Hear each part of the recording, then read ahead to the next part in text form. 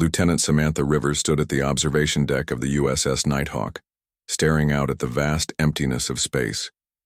The stars twinkled against the black canvas, beautiful yet distant. Sam rubbed her temples, trying to ease the strange pressure that had been building there for days. "Another headache?" asked Chief Medical Officer Lisa Bell as she approached, datapad in hand. Sam nodded. "It's different this time. Not exactly pain. More like awareness of something that shouldn't be there." Dr. Bell frowned. "Your latest brain scan shows increased activity in your temporal lobe. Nothing dangerous, but definitely unusual." Sam had always been different. Since childhood, she had sensed things others couldn't. Her parents had taken her to doctors who found nothing wrong. The Navy had almost rejected her application until they discovered her uncanny ability to detect subtle anomalies in sensory data. That talent had earned her a place in the specialized perception unit of the USS Nighthawk, though most of the crew regarded her as odd. "Lieutenant Rivers to the bridge."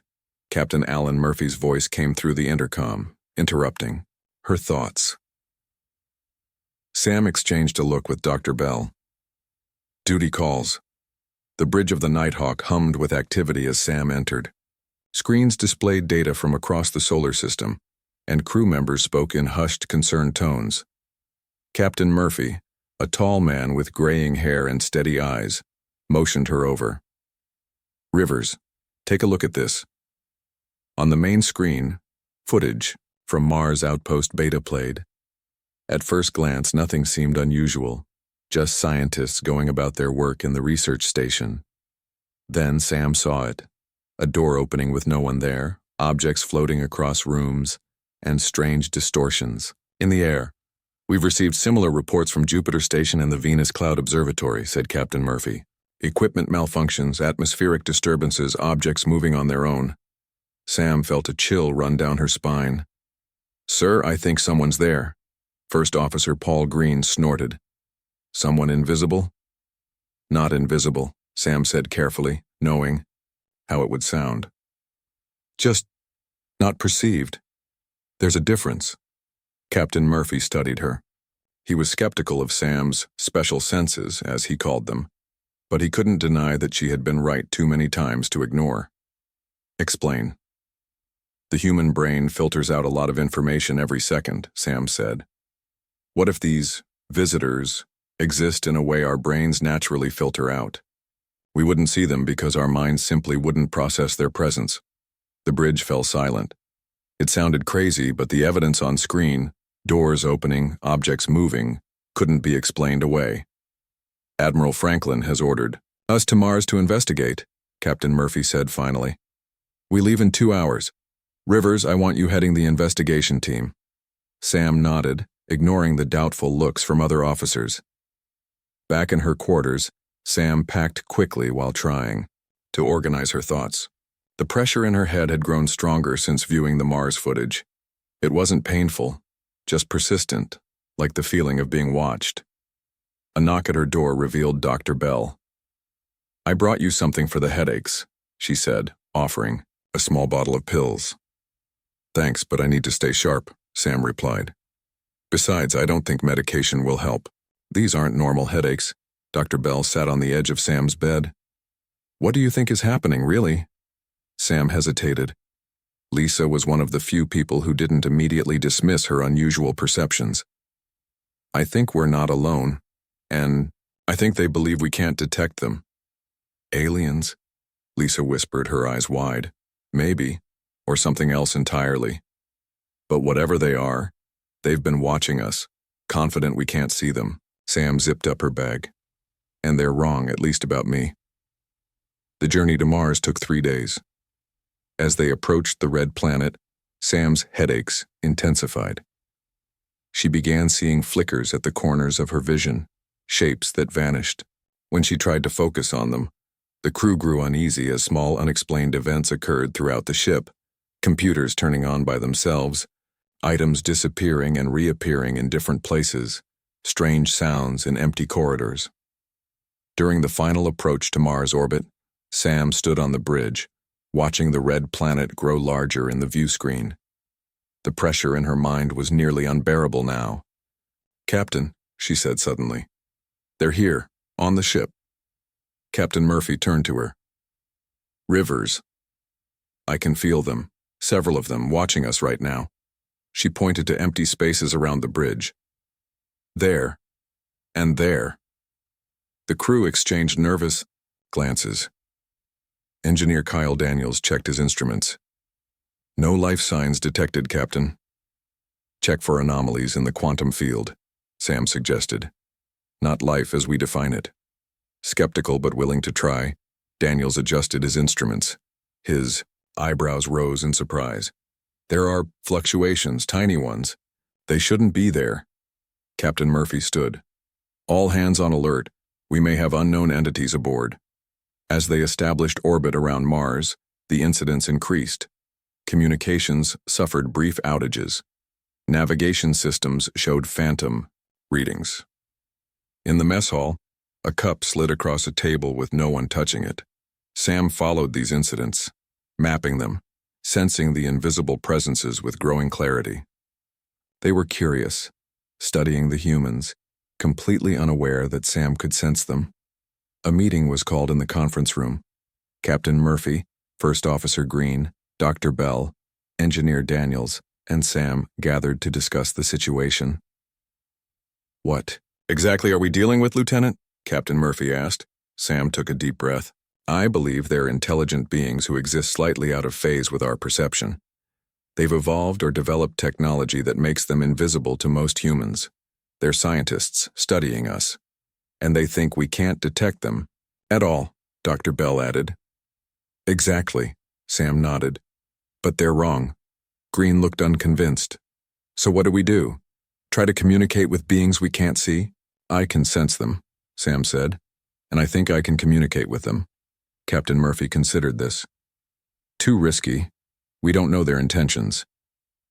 "With respect, sir," Sam argued, "they've had plenty of opportunity to harm us if that was their goal. I think they're just curious." After much debate, Captain Murphy authorized a careful attempt at contact. The plan was simple.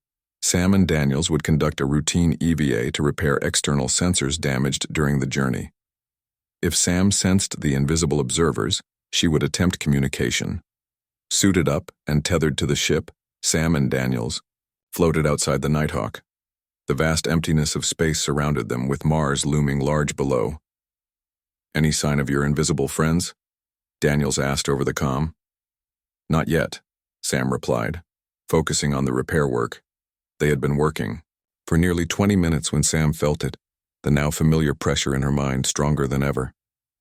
There was a presence right beside her. "They're here," she whispered, not using the comm channel so only Daniels could hear through their connected suits. "What should we do?" he asked, his voice tense. Sam turned slowly toward where she sensed the strongest presence. Heart-pounding, she made a decision that would change history. In the softest voice she could manage, she whispered, "I can see you." The reaction was immediate and dramatic. Something shimmered in the space before her, a ripple in reality itself. The comm system erupted with static, and all the lights on the Nighthawk flickered. Rivers. Daniels. "Report." Captain Murphy's voice came through the broken static. Sam stared at the spot where she had sensed the presence, now empty. "Sir," she replied, her voice steady despite her racing heart. "I think first contact just happened. In Mars orbit, a massive ship suddenly appeared where empty space had been moments before. On Earth, monitoring stations lit up with alarms as vessels materialized throughout the solar system.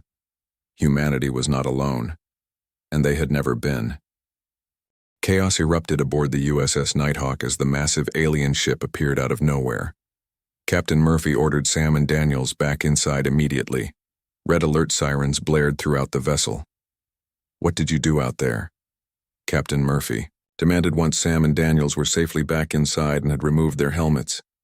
"I told them I could see them," Sam replied, still trying to process what had happened. "I don't think they expected that." The bridge buzzed with nervous energy as officers monitored the alien vessel. It was enormous, at least 3 times the size of the Nighthawk, with a smooth, dark surface that seemed to absorb light rather than reflect it. "They're hailing us," Communications Officer Ellie Ward announced, her voice filled with disbelief. Captain Murphy straightened his uniform. On screen. The main screen flickered and then showed a strange, misty form. It was vaguely humanoid, but seemed to shift and change constantly, making it hard to focus on. When it spoke, the voice was oddly musical, translated through the ship's computers. You saw us. How did you see us? The alien's tone carried confusion and alarm. Murphy looked at Sam, who stepped forward. My name is Lieutenant Samantha Rivers of the Earth ship Nighthawk. I have a different way of perceiving things than most humans, she explained. Who are you? The misty figure seemed to consider this. We are the Veil. We have studied your species for 50 years. Our research indicated humans lack the neurological capacity to detect our presence. The bridge crew exchanged shocked glances. 50 years? The aliens had been watching Earth for half a century? Your research was mostly correct, Sam said carefully. Most humans can't perceive you. I'm unusual. The Veil representative shifted again. This changes everything. We request a meeting. Our ambassador wishes to speak with the human who saw us. Captain Murphy moved to stand beside Sam. I'm Captain Alan Murphy, commanding officer of this vessel. Any meetings will include me and my security team. Acceptable, the Veil responded. We will send transport for 2 humans, the captain and the one who sees. After the communication ended, Murphy turned to Sam. Rivers, are you comfortable with this? Sam nodded, though her heart raced. Yes, sir, I think it's important. We've got your vitals monitored at all times, Dr. Bell assured her. Any sign of danger, and we'll beam you back immediately. An hour later, Sam and Captain Murphy stood in the transport room waiting. A shimmering light appeared, and suddenly they were no longer on the Nighthawk. They found themselves in a large, misty chamber aboard the Veil ship. 3 Veil beings waited for them. Unlike on the view screen, in person, they were even more fascinating. Their bodies seemed made of shifting light and shadow, never quite solid, yet clearly intelligent and aware. I am Ambassador Lumen, said the central figure. This is Chief Scientist Elohim and Field Commander Saras. The ambassador focused on Sam. You are the one who sees. How is this possible? Sam explained her lifelong ability to perceive things others couldn't, while Captain Murphy added information about how the Navy had recognized her talents. The Veil listened with great interest. This is unprecedented, Elohim said. We believed. Our evolutionary adaptations made us completely undetectable to human senses. Our entire research methodology was based on this assumption. Your research? Murphy asked. What exactly have you been studying? Commander Saras moved forward. Human civilization, of course. We are anthropologists. We have observation teams in all your major cities, scientific facilities, and some military installations. We have compiled extensive data on human behavior, technology, and societal structures. Murphy's face tightened. That's a serious invasion of privacy. We meant no harm, Ambassador Lumen assured them. Our species values knowledge above all. We study many emerging civilizations throughout this sector of the galaxy. Our prime directive is non-interference. Hard to believe when you've been spying on us for decades, Murphy countered. Sam placed a hand on Murphy's arm. Captain, I don't sense any hostile intent from them. I think they're genuinely shocked that their cover was blown. The ambassador's form rippled, which Sam understood to be their version of a nod. Precisely. We have always relied on our natural camouflage. Our cellular structure bends light around us, and we communicate through quantum vibrations that human technology cannot detect. Or so we believed. Elohim moved closer to Sam, studying her with interest. May I scan you? I wish to understand how your brain differs from other humans. After getting Murphy's cautious approval and assurance the scan was harmless, Sam agreed. Elohim produced a small device that emitted a soft glow.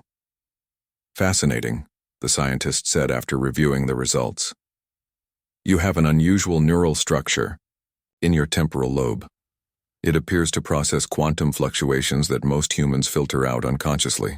While they talked, Commander Sarah showed Captain Murphy a three-dimensional map of the solar system, with dozens of Veil observation posts marked throughout, on Earth, Mars, the Moon, even floating in the asteroid belt.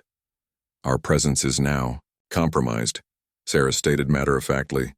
This changes everything. Back on Earth, Admiral Franklin was dealing with a global crisis as Veil ships had appeared in orbit, visible to human instruments for the first time. Military forces around the world were on high alert. The Nighthawk's communications officer had forwarded all information about the Veil and their peaceful intentions, but tensions remained high. "We need to establish formal diplomatic relations," Ambassador Lumen told Sam and Murphy. "Your Admiral Franklin has requested our presence on Earth." "What happens to your research now?" Sam asked. Elohim's form darkened slightly. 50 years of perfect observation, ended by 5 words whispered during a spacewalk. "Our methodology must be completely revised. Perhaps this is better," Ambassador Lumen suggested. "Open contact may yield more authentic understanding than hidden observation." Murphy nodded. Honesty usually works better than secrecy. As they prepared to return to the Nighthawk, Sam felt a strange sensation. Elohim was projecting curiosity toward her. "You changed everything," the scientist said quietly. "I was the one you spoke to during your spacewalk. I have studied humans for 20 years, yet never imagined one could perceive me. You have given us a great gift, the knowledge that our assumptions had fundamental flaws." Sam smiled. "That's the thing about science. Sometimes the most important discoveries happen by accident." When Sam and Murphy returned to the Nighthawk, they found the crew buzzing with excitement and fear. News of the Veil had spread throughout human space. Everyone had questions. How long had they been watching? What had they learned? What did they want? Dr. Bell rushed to meet them. "Earth is in an uproar. Every government is demanding answers." "We're heading back to Earth," Murphy announced. "Ambassador Lumen's ship will follow us. Lieutenant Rivers will serve as our primary liaison with the Veil." Sam felt the weight of responsibility settle on her shoulders. Her unique ability had exposed an alien presence that had gone undetected for half a century. Now she would help bridge the gap between two species. "Do you think they can be trusted?" Dr. Bell asked her quietly. Sam considered the question. "They're confused and a little scared, just like us. They believed they were studying us without our knowledge. Finding out they were wrong has shaken their confidence." She smiled slightly. "Sometimes all it takes is a whisper to change everything." The return journey to Earth was tense. The USS Nighthawk led the way, with the massive Veil ship following at a respectful distance. Every few hours, Ambassador Lumen would contact Sam to ask questions about human reactions to their revelation. "Your news networks are calling this the greatest discovery in human history," the ambassador noted during one of their conversations. "Others are using terms like invasion and threat. Which is more accurate?" Sam chose her words carefully. "Both. In a way. Humans are excited to learn we're not alone in the universe, but scared to discover you've been watching us without our knowledge. Trust will take time to build." On Earth, preparations for the historic meeting were underway. The United Nations had been selected as the venue, with representatives from all nations gathering in New York. Security was at unprecedented levels. Admiral Franklin met the Nighthawk when it arrived in Earth orbit. His weathered face looked even more lined with stress. "Lieutenant Rivers," he greeted Sam as she boarded his shuttle. "I need everything you know about these Veil. The Joint Chiefs are breathing down my neck, and the President is demanding hourly updates." Sam shared her experiences and impressions. "They're not hostile, Admiral. They're scientists who believe they were conducting undetectable observations. Finding out they were wrong has shocked them deeply." Franklin nodded slowly. "And this ability of yours to perceive them, could it be taught to others?" "Chief Scientist Elohim believes it might be possible," Sam replied. "They scanned my brain and found unique neural pathways. With their technology, they think they could help other humans develop similar perception." This caught Franklin's attention. So we wouldn't have to worry about invisible aliens walking around anymore. Exactly, Sam confirmed. But it works, both ways. They're offering this as a gesture of transparency. 2 days later, Sam stood in the Grand Hall of the United Nations. Beside her were Captain Murphy, Admiral Franklin, and the President of the United States. Across from them stood Ambassador Lumen, Chief Scientist Elohim, and Commander Saris, their shifting forms causing murmurs among the assembled dignitaries. After formal introductions, Ambassador Lumen addressed the assembly. People of Earth, we come with peaceful intentions. For 50 years we have studied your remarkable civilization, believing ourselves undetectable to human senses. We were wrong. One human saw us and with 5 simple words changed the relationship between our species forever. The ambassador's form rippled toward Sam. Lieutenant Samantha Rivers possesses a neural variation that allows her to perceive what other humans cannot. This discovery has profound implications for both our peoples. Chief Scientist Elohim stepped forward. We propose a scientific exchange program. We will share our understanding of quantum perception, allowing humans to detect our presence. In return, we request continued permission to study your civilization, but now with full transparency. The UN Secretary General looked skeptical. How? Do we know there aren't more of your kind hiding among us right now unannounced? Commander Saris answered this question. All Vale observation teams have been recalled to our ships. None will return to Earth without your explicit permission and proper identification protocols. Debate continued for hours. Some nations welcomed the opportunity for alien knowledge. Others expressed outrage at the decades of secret observation. Through it all, Sam served as a bridge between the species, explaining human concerns to the Vale and helping translate the alien scientific concepts for the human representatives.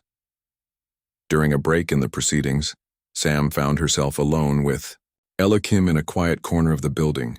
Your brain is truly remarkable, the scientist told her. 1 in approximately 10 million humans might have your neural structure, but even they would need training to use it effectively. Could you really help others see the Vale? Sam asked. Yes, Elohim confirmed. We have developed a neural implant.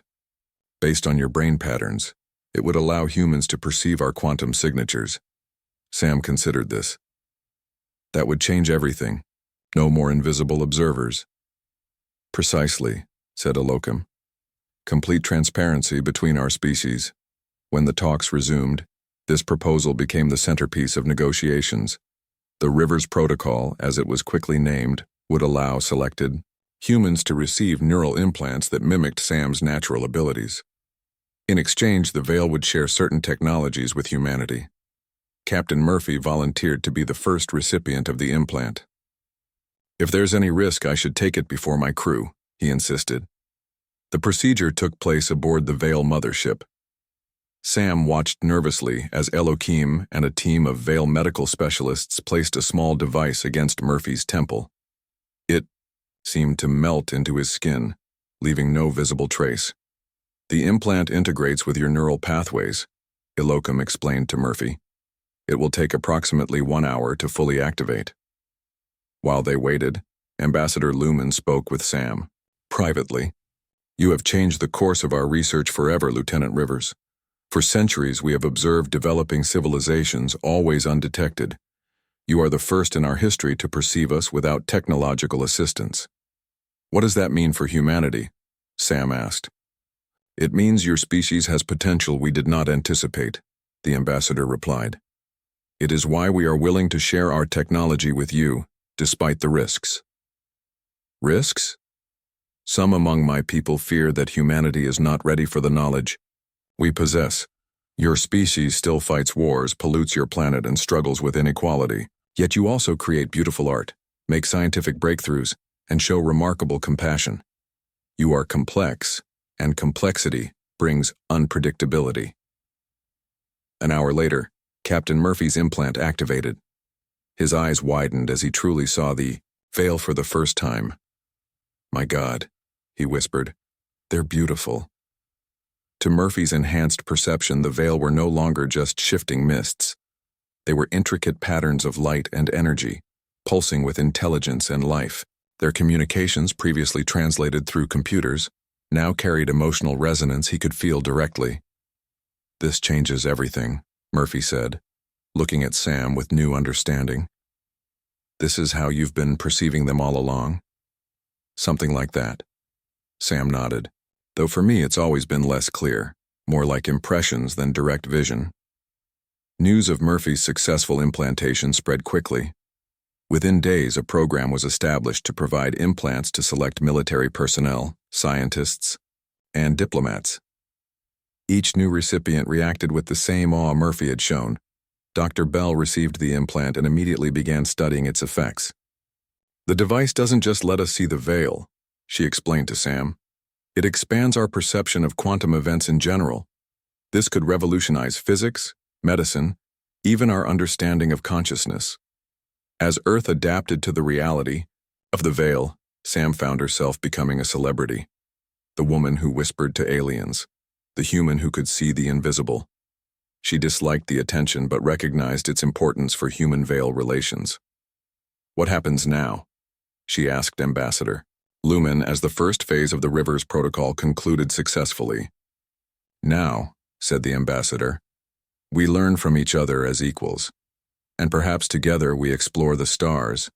There are other species out there, Lieutenant Rivers, some even more adept at hiding than we are." Sam smiled at the thought. "Then they should be prepared, because now we know how to look."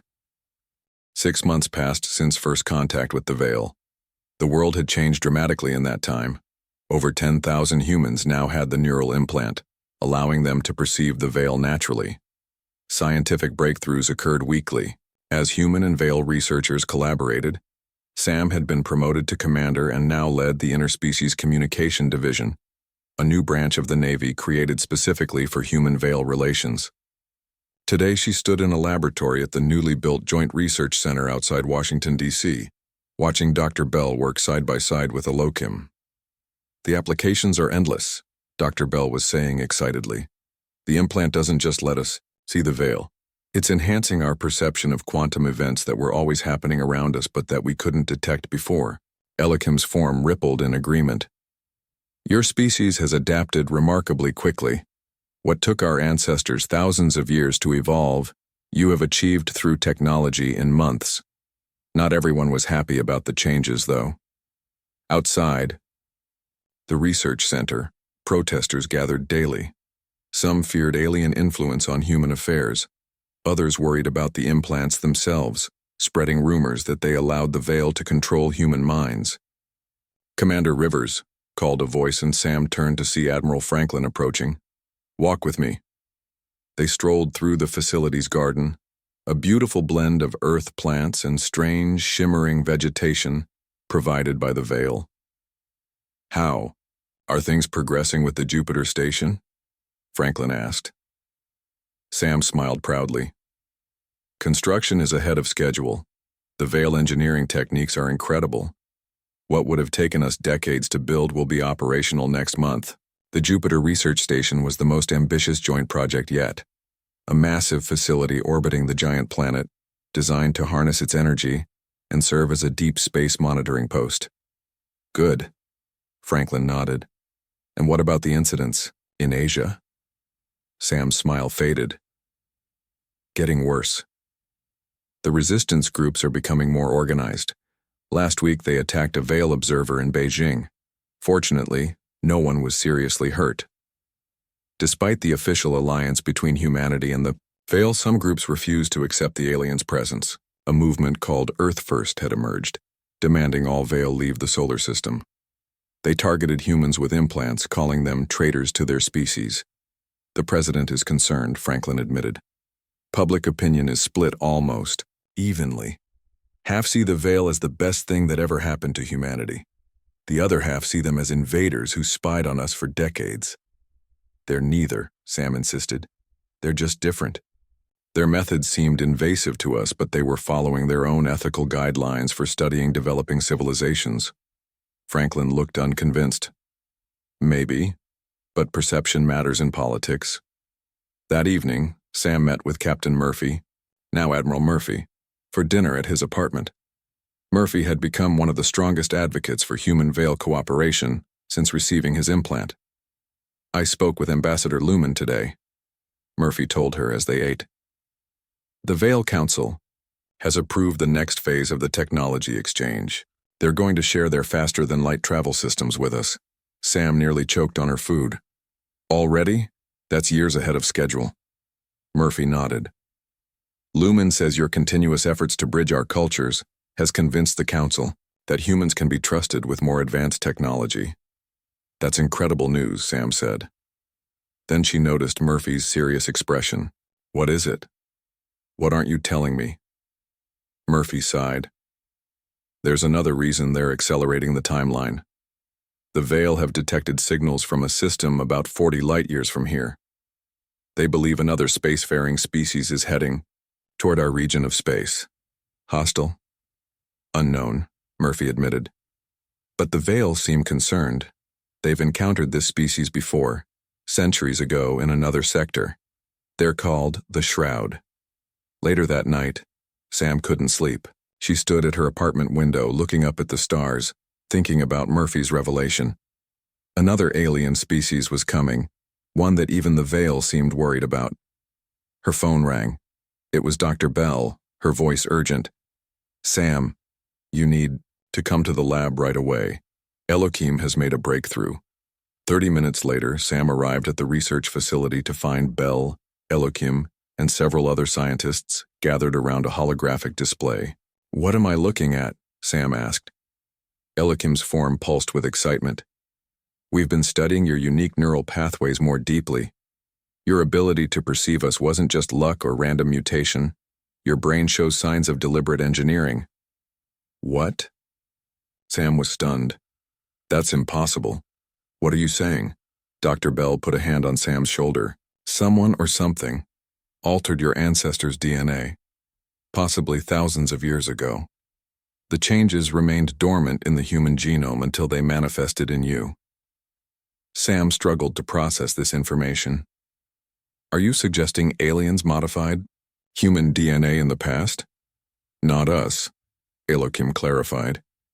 "The Veil have never altered other species genetically, but the pattern we found in your DNA bears similarities to technologies used by the Shroud." The implications were staggering. If the Shroud had visited Earth in the distant past and modified human DNA, what was their purpose? And why would they create humans who could perceive other hidden species? The next morning, a special meeting was called at the United Nations. Ambassador Lumen addressed the Security Council, with Sam, Admiral Franklin, and Admiral Murphy present. "We have confirmed. The Shroud vessels are moving toward your solar system," the ambassador announced. "Based on their current trajectory, they will arrive within 5 years. "What do they want?" asked the Secretary General. "We cannot be certain," Lumen replied. "Our historical records show they are highly territorial and technologically advanced. They use a form of perception manipulation far more sophisticated than our natural camouflage." Sam spoke up. "Ambassador, Elohim shared with me the discovery about my DNA. Is it possible the Shroud created humans who could perceive other hidden species as some kind of early warning system?" The assembly fell silent as Lumen considered this. "It is a disturbing possibility, Commander Rivers. The Shroud are known to use other species as tools. They might have left genetic triggers in your population, designed to activate when other non-human entities were present. Like an alarm system," Admiral Murphy suggested. "Or a trap." The implications were troubling. If Sam's ability was the result of ancient Shroud manipulation, then humanity might be unwitting pawns in a game between advanced alien civilizations. "What do we do?" Franklin asked. Ambassador Lumen's form shifted to a deeper blue, a sign of determination. "We prepare, we accelerate technology sharing, we build defensive systems, and we try to understand why Commander Rivers can perceive both the Veil and, potentially, the Shroud." Sam felt the weight of everyone's gaze. Her simple whisper in space had revealed the Veil. Now it seemed she might be key to understanding an even greater mystery, and perhaps to protecting Earth from whatever was coming. "I'll do whatever is needed," she promised. "We've overcome one revelation. We'll face this one together too. As the meeting concluded, Sam found herself standing beside Elohim. The scientist's form glowed gently. The universe is full of secrets, Commander, Elohim said quietly. Some hidden in plain sight, others buried deep in our very cells. Your species was never truly alone among the stars. And soon, you will meet those who have been watching you even longer than we have. 5 years passed quickly. Earth and the Veil worked together to prepare for the arrival of the Shroud. Massive defense platforms orbited key planets. The Jupiter Research Station had grown into a sprawling complex that housed thousands of human and Veil scientists. The neural implant program had expanded, with over 1 million humans now able to perceive quantum fluctuations. Commander Samantha Rivers, now Admiral Rivers, stood on the bridge of the USS Perception, humanity's first faster-than-light vessel. Built with Veil technology but crewed by both species, it represented the pinnacle of their cooperation. Sensors detect the Shroud fleet entering the outer solar system, reported Kyle Daniels, now Captain Daniels and the Perception's second-in-command. 7 vessels, moving at sublight speed. Sam nodded, her expression serious. Hail the lead ship. For years, she had prepared for this moment. After the discovery about her DNA, she had undergone extensive testing and training with Elohim. They had found that her ability to perceive hidden species was indeed engineered, an ancient modification to human DNA that had remained dormant for generations before manifesting in her. But they had also discovered something more.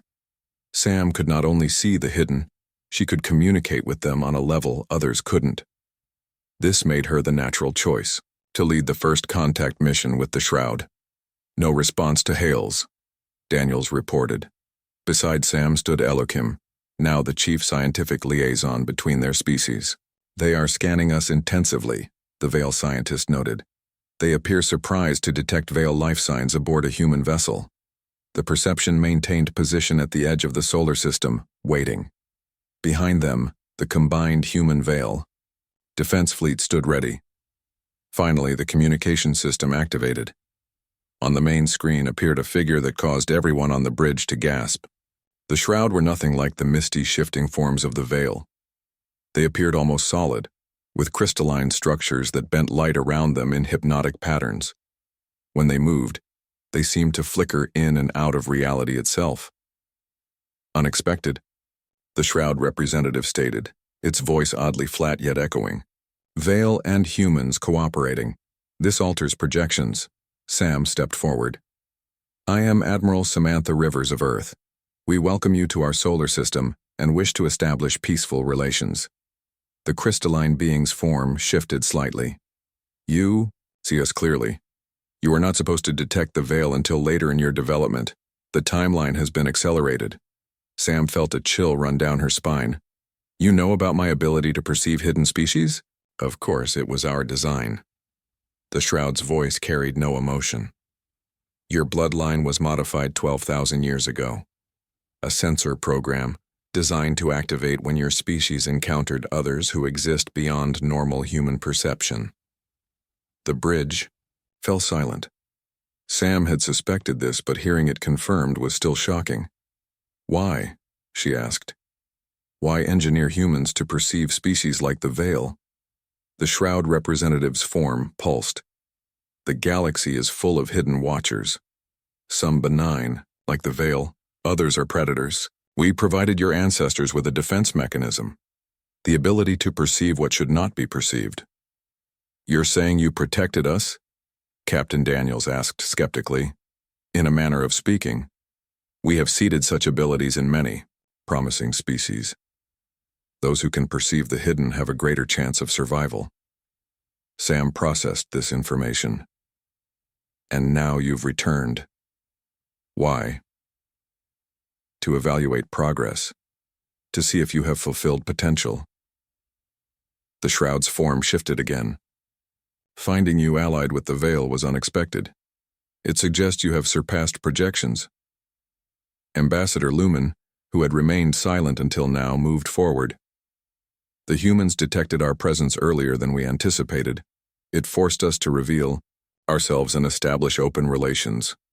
Precisely as designed, the shroud replied.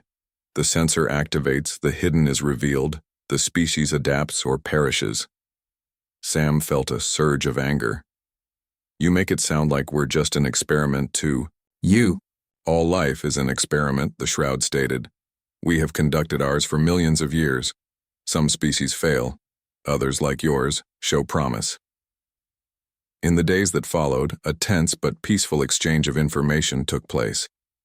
The shroud remained in the outer solar system, allowing small delegations to visit their ships. Sam led the first human team, accompanied by Elohim and a security detail. The inside of the shroud vessel defied human understanding. Spaces seemed to fold into themselves, with corridors that appeared to continue forever yet somehow connected back to their starting points. The shroud themselves moved through solid objects as if they weren't there. Your perception is still limited, explained the shroud guide, who called itself Observer. Even with neural enhancements, you see only a fraction of reality. Why did you choose me? Sam asked directly. Out of all humans, why did my DNA express this trait? Observer's crystalline form shimmered. Random chance with incalculated parameters.